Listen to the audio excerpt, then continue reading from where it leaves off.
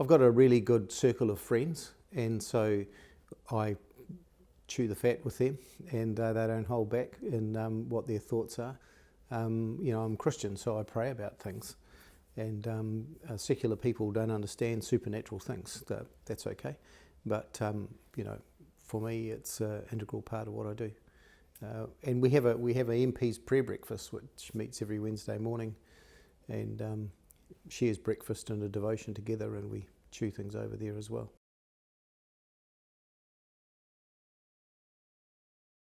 It's a bit difficult to sum it up in any one word, but I think it is about making sure that we've got a strong enough country in terms of environment and economy, because if you haven't got an environment in this country, you won't have an economy, to make sure that everybody can reach their full potential.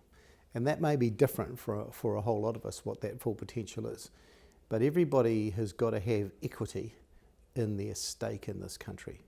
And I think we're moving there over time, not moving fast enough for some of us, but I think we're definitely heading in that direction.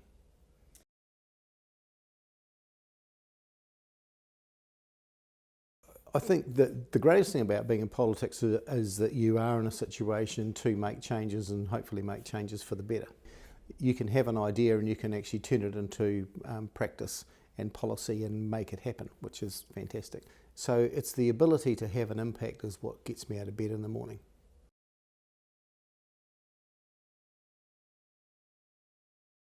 Well, I think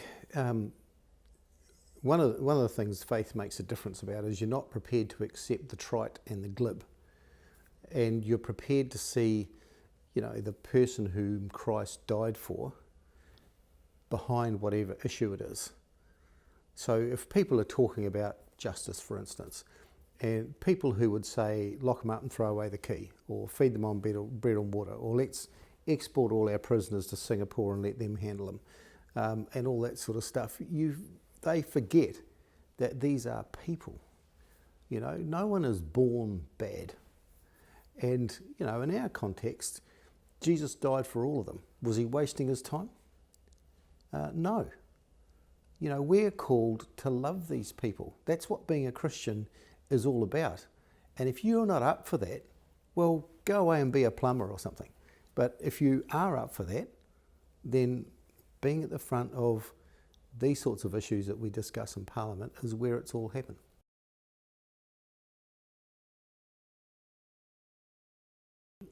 I think people should prayerfully consider who they vote for.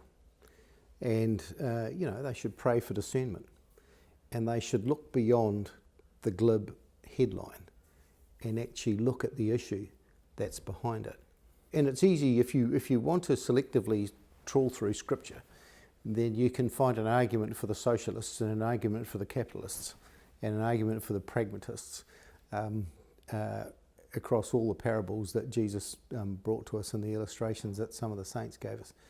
I mean, quite honestly, as a Christian, you have the ability to tap in through prayer for divine guidance.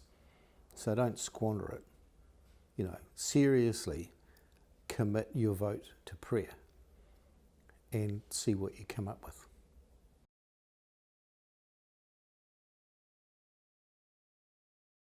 It sounds a bit trite, but praying for them is pretty good. But the other thing is engage them.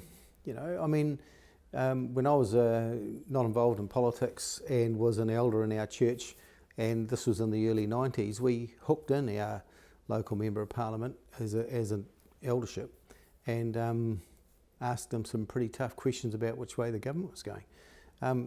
Maybe the idea is to get them in for after church lunch and have a chance to talk to these people and ask them some questions. Maybe have a Meet the Candidates meeting around your local church and give all the parties the opportunity to come. And treat it seriously. Sometimes Christians tend to feel, well, we'll just get the government God wants and just leave it over to him. But we're the finger of God today, and we're called to be salt and light. So what are you going to do with that? And I think we should actively consider what we can help to brief our church and people within our sphere of influence on who they should be voting for and why, to make a statement about the issues that are important to us in our community or our church and why, and then ask those who are standing for office what their thoughts are and then make a decision about it.